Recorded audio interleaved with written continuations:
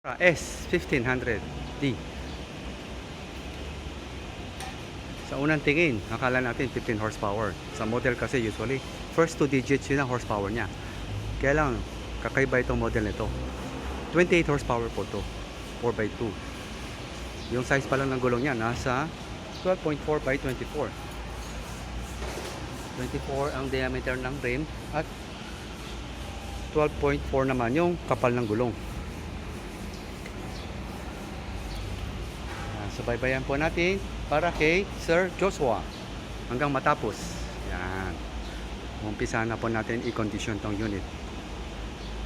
At 4 cylinder po to. Yung pang unit 2 cylinder, pero itong unit 4 cylinder. Yan, makikita natin sa mga injection pipe niya, apat.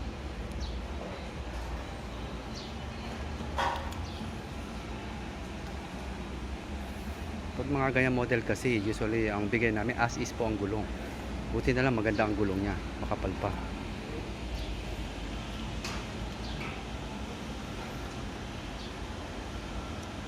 Don't forget to subscribe and hit the bell button para sa mga future uploads pa natin. Naka-highlight na may number ko sa 0955-0916511 Philippinees service. Have a great day, happy watching, God bless. Thanks for watching.